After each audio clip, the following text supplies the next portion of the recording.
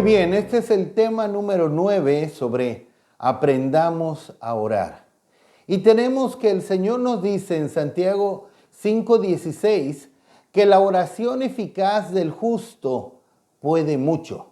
La oración del justo puede mucho, de aquel que ha sido justificado por medio de Cristo. Puede mucho. Y por eso es que el enemigo hace todo lo que puede y se esfuerza grandemente por alejar a los creyentes de la oración. Porque sabe que cuando los creyentes oran, se llenan de poder en contra del enemigo y las cosas cambian. Y Dios se mueve en mayor medida cuando los creyentes oran. Así que el enemigo trata de detener a los creyentes de orar, básicamente de dos formas. Primeramente, por muchas distracciones, en muchísimas formas, redes sociales, películas, series, juegos de video, etcétera. Muchas distracciones que pone a nuestro alcance. Y otra forma en que el enemigo trata de atacar a la vida de oración del creyente es por medio de enseñanzas incorrectas que intoxican, que infectan la oración de los creyentes y hacen que esa oración se vuelva detestable a Dios.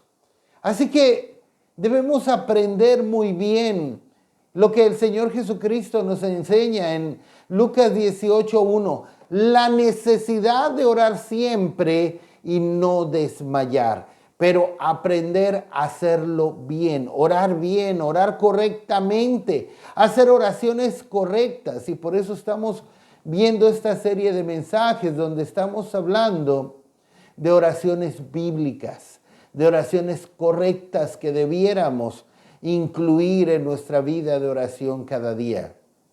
Y el mensaje que nos corresponde ver en esta ocasión es orar por la presencia del Señor. Señor, danos tu presencia, queremos tu presencia.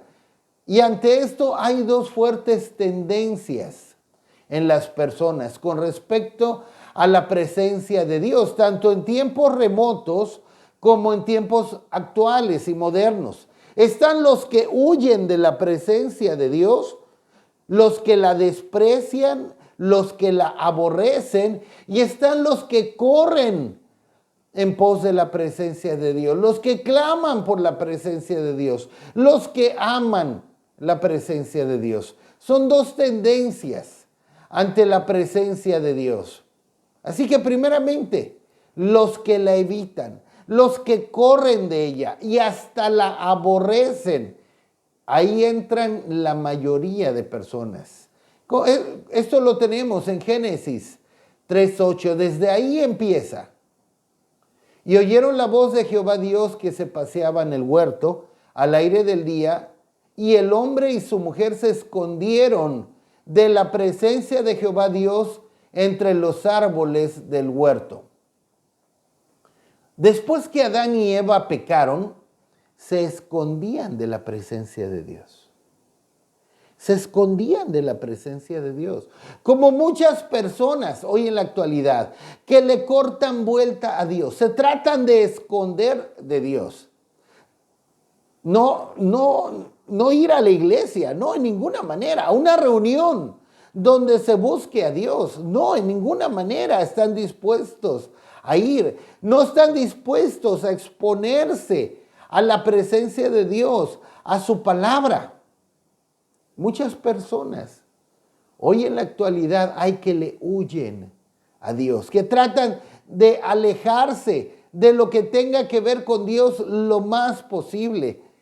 Esto lo podemos ver también en Juan capítulo 3, versículo 19 y 20. Y esta es la condenación, que la luz vino al mundo. Y los hombres amaron más las tinieblas que la luz, porque sus obras eran malas. Porque todo aquel que hace lo malo aborrece la luz y no viene a la luz para que sus obras no sean reprendidas. Amén. Dice aquí la palabra tan claramente. Esta es la condenación del hombre. que la luz vino al mundo. Cristo es la luz verdadera, que es rechazado por los hombres. Como podemos ver, no solamente aquí en Juan capítulo 3, sino también en Juan capítulo 1, versículos 9 al 11. Los hombres aman más las tinieblas que la luz. Cristo es la luz. También lo podemos ver en Juan 8:12. Y los hombres con todo aman más las tinieblas que la luz. ¿Por qué? Porque sus obras son malas. Los que hacen lo malo aborrecen la luz y no vienen a la luz, evitan la luz, porque están en tinieblas. Aman las tinieblas, que nos hablan de pecado, y no quieren ser confrontados por la luz de la presencia de Cristo, porque la luz los va a exponer. Aborrecen la luz y no vienen a la luz porque la luz los expone. Expone su realidad y no quieren eso porque aman las tinieblas, porque aman su pecado. Ahora veamos en Número 10:35. Cuando el arca se movía, Moisés decía: levántate, oh Jehová, y sean dispersados sus enemigos, y huyan de tu presencia los que te aborrecen. Esta es una realidad en muchas personas. Muchos son los que huyen de la presencia de Dios, los que rehuyen de la presencia de Dios. Están dispuestos a ir donde sea. Están dispuestos a tomar cualquier riesgo. Pero ir a la presencia de Dios, exponerse a la presencia de Dios, exponerse a la palabra de Dios, no. Tienen una gran barrera. Huyen de la presencia de Dios. ¿Por qué? Porque lo aborrecen. Huyan de tu presencia los que te aborrecen. Aborrecen a Dios, rechazan a Dios, rechazan la luz de Dios porque aman sus tinieblas y no quieren ser confrontados. Pero tenemos la otra tendencia, los que aman, los que buscan, desean y oran por la presencia de Dios. Oh, que seamos de estos. Veamos en Jeremías 29, versos 12 y 13. Entonces me invocaréis y vendréis y oraréis a mí, y yo os oiré. Y me buscaréis y me hallaréis, porque me buscaréis de todo vuestro corazón. Oh, que seamos de estas personas, que lo busquemos y perseveremos buscándolo, que perseveremos en buscarlo, como encontramos en Cantares, como la amada está buscando al que ama su alma, lo está buscando insistentemente hasta que lo encuentra y lo abraza y no lo suelta. Oh, que tengamos ese corazón y esa intención de buscarlo hasta que lo encontremos, de buscarlo con todo nuestro corazón. En el Salmo 140, versículo 13. Ciertamente los justos alabarán tu nombre, los rectos morarán en tu presencia. Amén. Los rectos morarán en la presencia de Dios. Los rectos tienen un anhelo por la presencia de Dios. Desean a Dios. Un ejemplo claro de esto es Jacob y Esaú.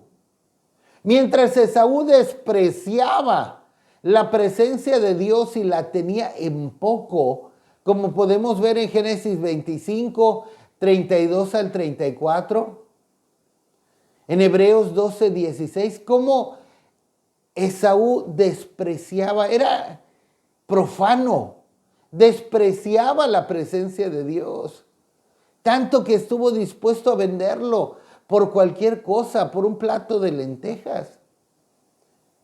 Pero a diferencia de Esaú, Jacob la amaba, la anhelaba y estaba dispuesto a hacer lo que fuera por obtener la presencia del Señor y la bendición de Dios. Aún a cometer engaño, falsedad y hacer jugarretas indebidas, como podemos ver en Génesis 25, 31 al 34, Génesis 27, versículos 19 al 30, Génesis 28, del 18 al 22, Génesis 32, del 24 al 31. Jacob amaba la presencia de Dios, deseaba la presencia y la bendición de Dios. Y él estaba dispuesto a obtenerla a como diera lugar. Aunque Dios tendría que tratar fuertemente con él por 20 años para enderezar sus métodos y sobre todo enderezar su corazón y naturaleza. Dios tuvo que tratar con Jacob por 20 años. De esto podemos leer en Génesis 31, versos 38 al 42. Pero Dios trató fuertemente con él por 20 años. Dios lo llevó, como decimos en México, con aquel que era la horma de su zapato, con el tío Labán, que era el maestro del engaño. Pero a final de cuentas, Jacob obtuvo la presencia de Dios y la bendición de Dios, porque ese era su mayor anhelo. Mientras que Esaú la despreciaba, no lo valoraba. Así que podemos ver, de acuerdo a la palabra de Dios, la presencia de Dios básicamente desde 3 ángulos. Primeramente, la presencia de Dios de una manera, voy a decirlo, externa, como una atmósfera a la que somos expuestos cuando Él nos visita y nos toca y sentimos a Dios tocándonos, abrazándonos. La presencia de Dios en primera instancia. En segundo lugar, podríamos hablar de la presencia de Dios en nosotros. La presencia de Dios en nosotros como creyentes. Vamos a desarrollar esto en el mensaje. Y también podríamos hablar en tercer lugar de la presencia manifiesta de Dios. Cuando Dios se nos presenta en gloria y lo podemos ver. Como en Mateo 5:8, cuando dice el Señor, bienaventurados los de limpio corazón, porque ellos verán a Dios.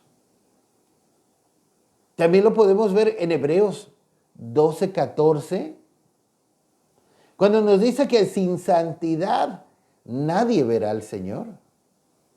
En 1 de Juan capítulo 3, versículos 2 y 3, estamos hablando de encuentros poderosos con Dios. También como Israel tuvo en Sinaí, en Éxodo 19, versos 18 al 22, cuando Jehová Dios descendió al monte de Sinaí. Así que cuando un verso nos habla de la presencia de Dios, puede hablarnos de uno, de dos o de los 3 ángulos que estoy mencionando.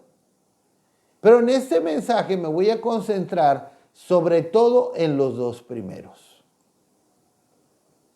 Así que ahora voy a hablar de ejemplos de hombres que oraban y buscaban la presencia de Dios. ¿Quiénes serán? Vamos a ver 2 ejemplos, básicamente 2. ¿Quiénes serán los más sobresalientes? Moisés y David. Moisés y David. Vamos a ver en Moisés, en Éxodo capítulo 33, versículos 14 al 15. Y él dijo, mi presencia irá contigo y te daré descanso. Y Moisés respondió, si tu presencia no ha de ir conmigo, no nos saques de aquí. Oh, wow. Debiéramos aprender a orar como Moisés aquí. Sobre todas las cosas, Moisés clamaba por la presencia de Dios. Miren, Moisés no le dijo al Señor, mira Señor, solamente danos de comer, danos prosperidad, danos paz, danos milagros, danos dinero, danos poder. Y con eso nos conformamos, Señor. Con eso tenemos solamente. No, esa no fue la oración de Moisés. Esa no fue la petición de Moisés. Lo único por lo que Moisés clamaba, o el más grande clamor de Moisés, aquello de lo cual él no podía prescindir.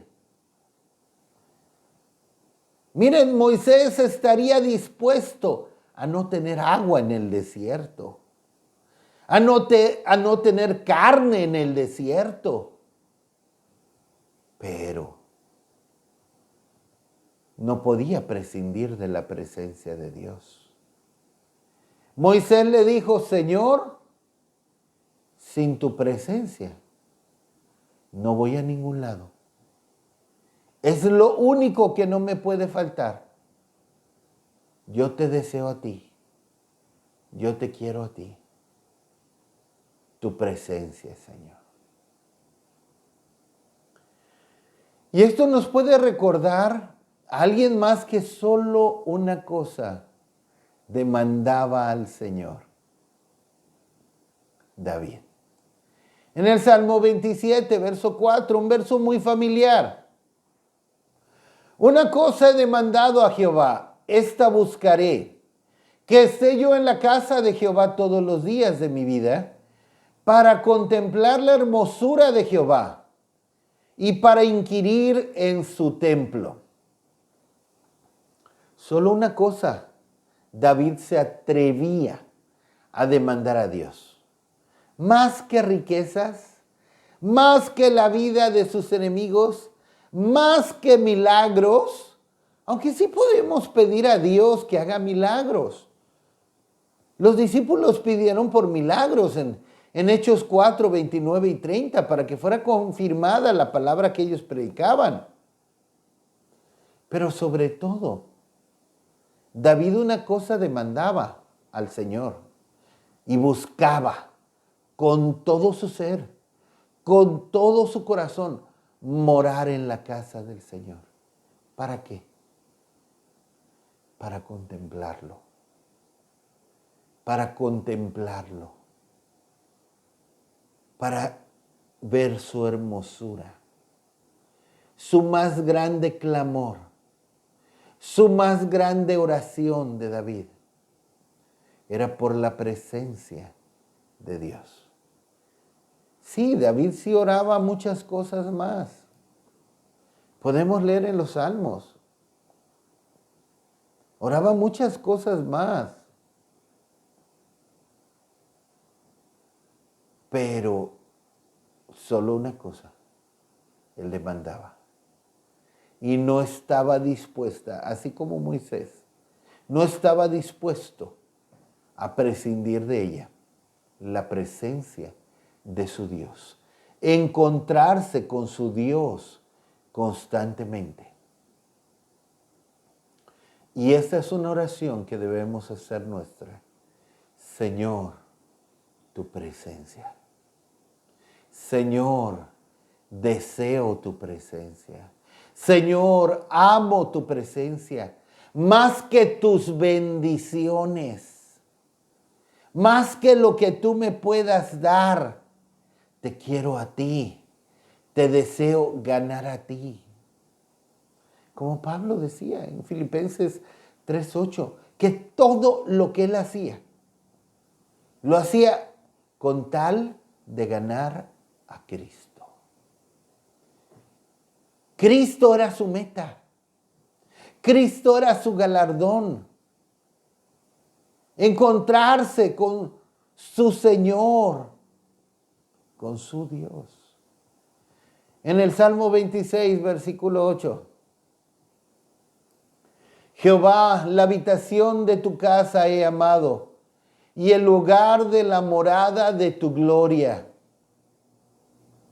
Oh, cristianos, que aprendamos esto y que esta pueda ser nuestra oración, que salga profundamente de nuestro corazón al Señor. Señor, la habitación de tu casa he amado, el lugar de la morada de tu gloria, tu presencia, Señor. Estar en el lugar de tu presencia, en tu morada. Y podemos dar muchos más ejemplos de personas que amaban y buscaban la presencia de Dios, como Daniel, quien en Daniel 6, versículos 10 y 11, quien ante la amenaza del edicto de ser lanzado al foso de los leones no estaba dispuesto a pasar unos días sin encontrarse con su Dios. Como Pablo, de quien ya mencioné, que él hacía todo con tal de ganar a Cristo. Debemos aprender que ciertamente Dios, Jesús, llega donde se le espera, donde se le busca de todo corazón, como ya le vimos. Ya vimos en Jeremías 29, 12 y 13, donde se le desea, donde lo están esperando. En Lucas capítulo 8, versículo 40. Cuando volvió Jesús, le recibió la multitud con gozo, porque todos le esperaban. Cuando volvió Jesús, le recibió la multitud con gozo, porque todos lo esperaban. ¿Y sabes? Él llegó a ese lugar porque sabía que lo esperaban. Él llegó a ese lugar porque él sabía que lo estaban esperando, que lo deseaban. Él no llega donde no se le desea, donde no se le espera. ¿Se acuerdan de Israel? ¿Qué le dijo el Señor a Israel? A Jerusalén, tu casa es dejada desierta. Y de cierto os digo que no me verán más hasta que digan, bendito el que viene en el nombre del Señor.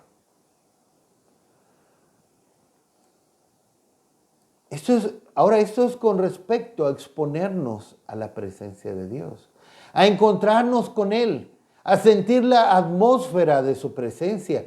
Pero también hay otra realidad de la presencia de Dios, y es la presencia de Dios en nosotros.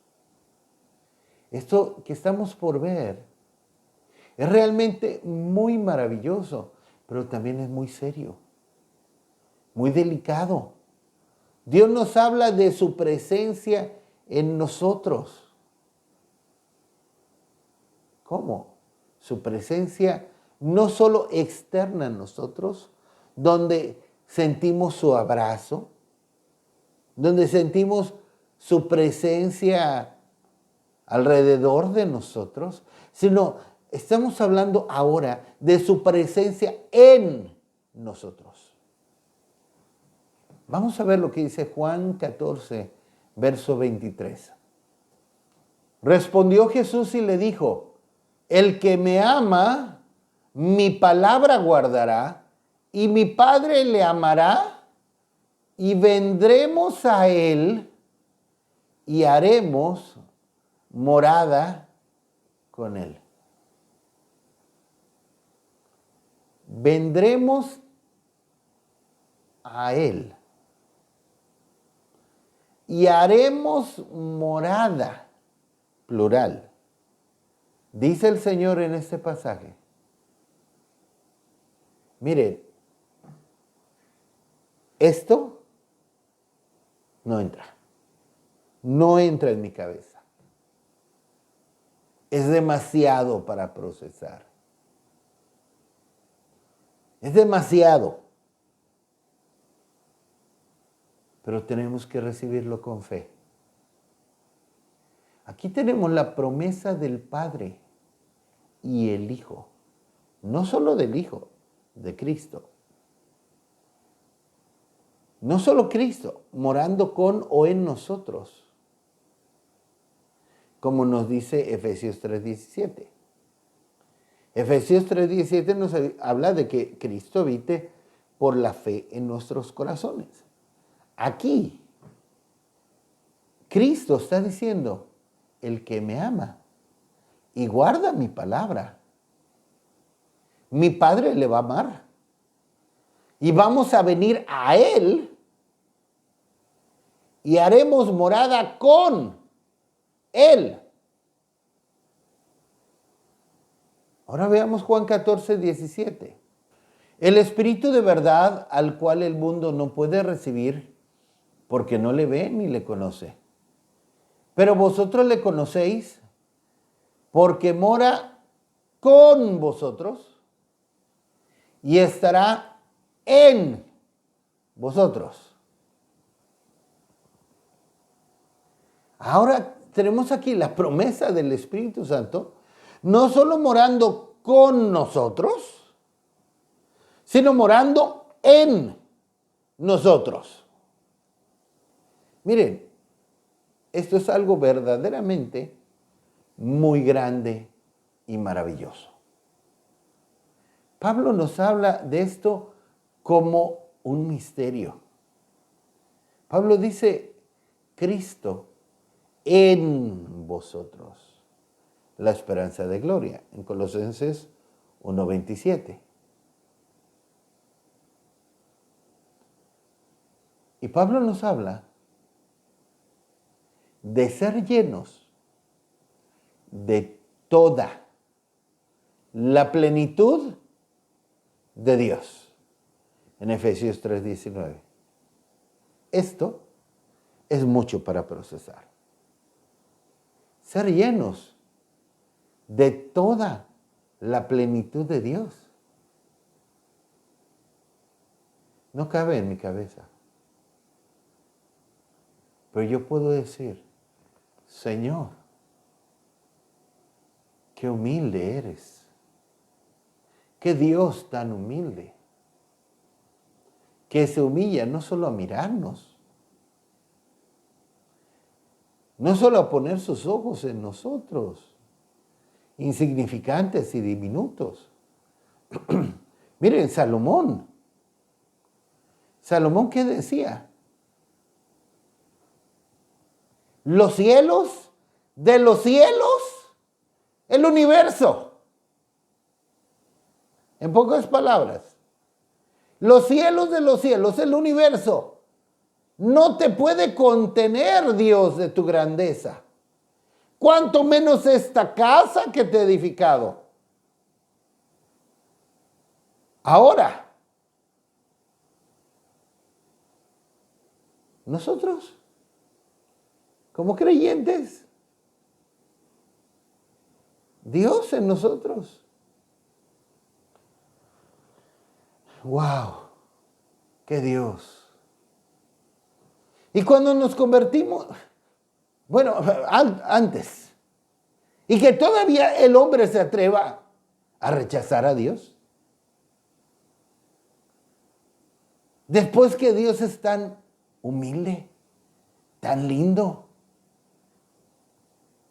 de estar dispuesto no solo a mirarnos, sino a hacer morada en nosotros, habitar en nosotros y que el hombre se le haga fácil rechazar y decir, no me interesa. Tengo negocios más importantes. Tengo mucha tarea. ¿Qué? Con razón. Dios envía a los hombres al infierno. ¿Cómo es posible que el hombre, siendo nada, lo desprecie? Y cuando nos convertimos a Cristo, lo recibimos en nuestro corazón, Él viene a nosotros. Tenemos la presencia de Dios en nosotros. Pero es lo que veremos.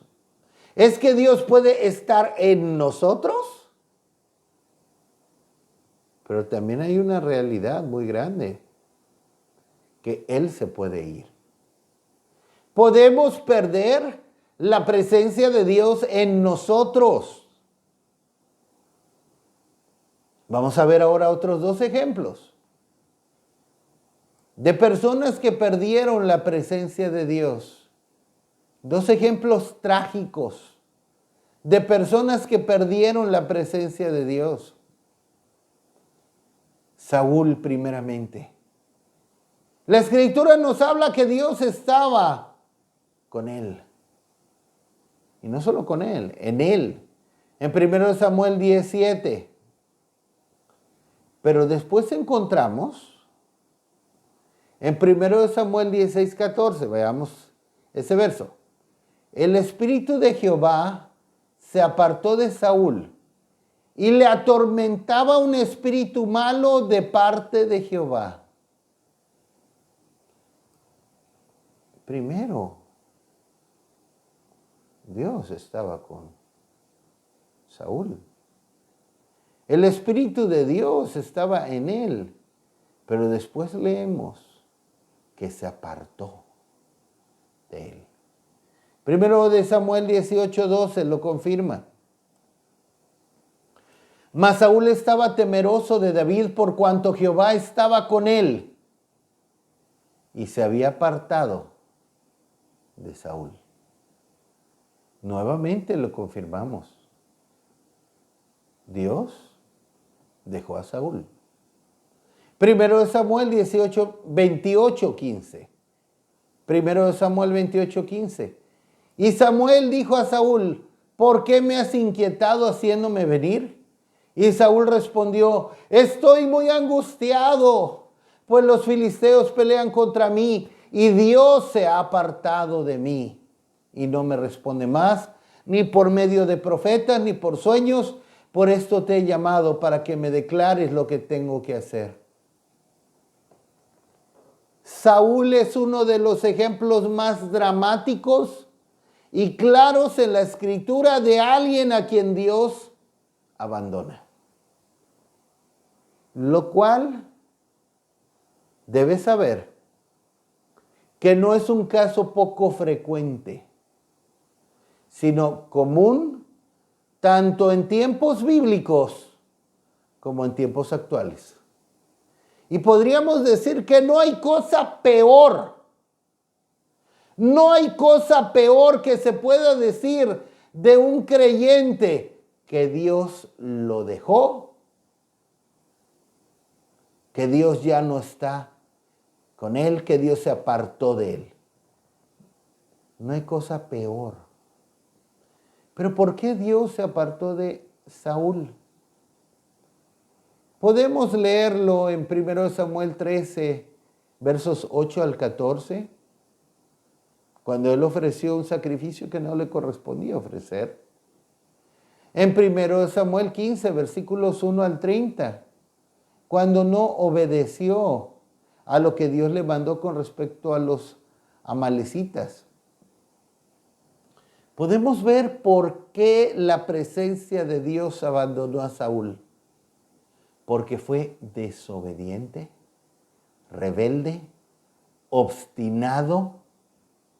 Le interesaba más su imagen ante el pueblo que ante Dios. Le interesaba más cómo quedaba su imagen ante el pueblo. Tanto que le pedía a Samuel, después que Samuel le había dicho, Dios ya te ha desechado, ¿cómo que no le importó mucho? Le pidió a Samuel, bueno, pero hónrame delante del pueblo. Eso era lo que le interesaba realmente. Entre otras cosas. Y el ejemplo de Saúl es una advertencia para nosotros como lo fue para David. Cuando David pecó en 2 Samuel 11, en lo referente a Betsabé y Urías Eteo, y llegó el profeta Natán a confrontarlo en 2 Samuel 12, vino un arrepentimiento profundo sobre David, que lo llevó a clamar lo que tenemos en el Salmo 51, verso 11.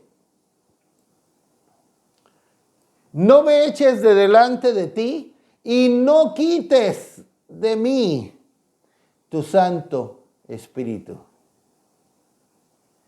Podemos entender que este fue un clamor en David que nacía de un terror, lo repito, muy grande que había en su mente. Porque él podía recordar a Saúl, a quien él mismo vio cuando Dios lo dejó. Y él temía, David,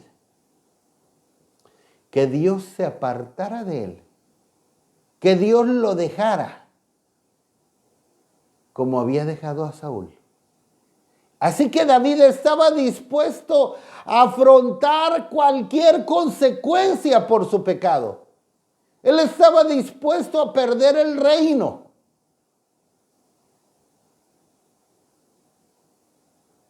Perder toda su reputación. Perder todo lo que fuera. Y andar de vagabundo. Estaba dispuesto a perderlo todo. Pero solamente había una cosa que él no estaba dispuesto a perder. Podía perderlo todo, menos que Dios lo abandonara y otros espíritus vinieran sobre él. Así que David clamó: Señor, estoy dispuesto a perder aún mis hijos. Estoy dispuesto a perder el reino, pero no estoy dispuesto a perderte a ti. Estoy dispuesto a que la espada se levante en mi casa, pero no estoy dispuesto a perder tu presencia.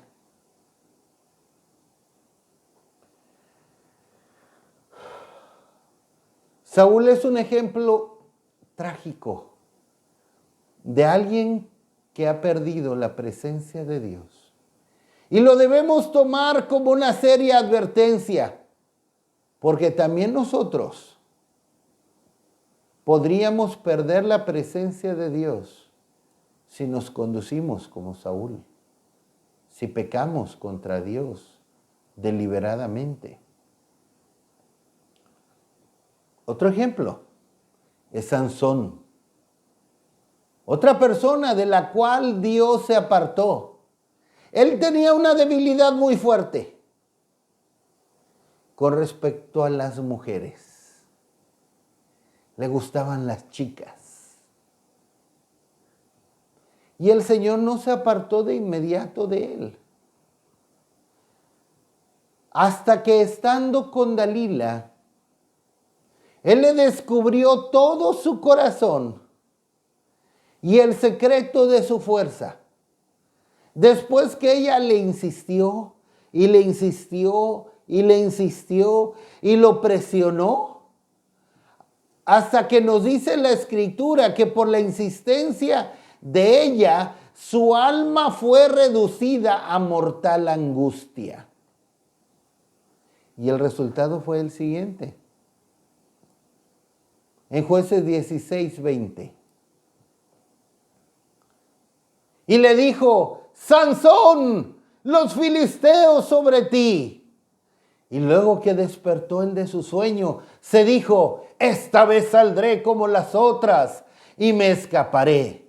Pero él no sabía que Jehová ya se había apartado de él.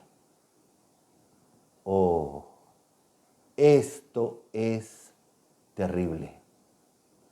Podemos llegar a no darnos cuenta en un principio, cuando Dios ya se fue.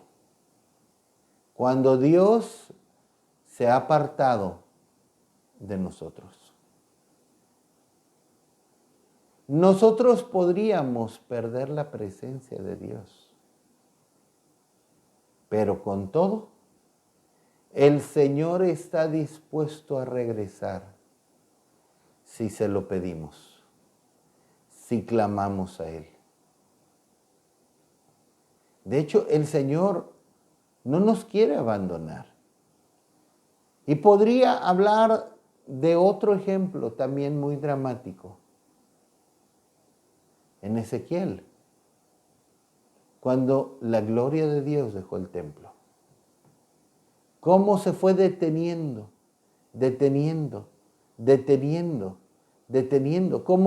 como quien está esperando que alguien le diga, no te vayas, por favor, no te vayas, hasta que se fue. Pero, con todo, repito, el Señor está dispuesto a regresar si se lo pedimos, si clamamos a Él. Y vamos a terminar con Apocalipsis 3:14 y versículos también 19 y 20. Verso 14. Y escribe al ángel de la iglesia en la Odisea: he aquí el Amén, el testigo fiel y verdadero, el principio de la creación de Dios, dice esto. Versículos 19 y 20. Yo reprendo y castigo a todos los que amo. Sé pues celoso y arrepiéntete. He aquí yo estoy a la puerta y llamo. Si alguno oye mi voz y abre la puerta, entraré a él y cenaré con él y él conmigo. Amén. Miren, Apocalipsis 3:20 es un verso maravilloso para evangelizar y para compartirle a las personas que Cristo está a la puerta de su corazón tocando para entrar a su corazón, para que ellos reciban a Cristo en su corazón. Y es lindo aplicar de esa manera este verso. Y es una buena aplicación. Pero en realidad, este mensaje no es para inconversos. Es para una iglesia. Es para creyentes. Para una iglesia donde Cristo se supone que debía estar adentro y no afuera a la puerta llamando. ¿Pero por qué está afuera? ¿Por qué está afuera? Porque lo sacaron. Lo orillaron a irse. Lo ahuyentaron. Esto es verdaderamente lamentable. Y lo peor es que es un caso común en este tiempo. Es un caso común en este tiempo. Iglesias, creyentes, donde se supone que Cristo, que Dios debería estar, pero que lo sacaron. Lo orillaron a salir, a irse. Lo ahuyentaron por cosas como las que ya hemos visto. Pero aún así, en estas iglesias, en estos creyentes, donde el Señor ha sido ahuyentado, el Señor humildemente está a la puerta, llamando. queriendo volver. Y volverá si nos arrepentimos y clamamos a Él que regrese. Así que, oh amigos, hermanos, oremos por su presencia. Por su presencia en nosotros. Y también por su visitación, por la atmósfera de su presencia, visitándonos día con día, en nuestros tiempos de comunión con el Señor, en nuestras iglesias. Pero oremos constantemente por su presencia y Él llegará donde se le anhela, donde se le espera, donde se le desea. Amén. Aleluya.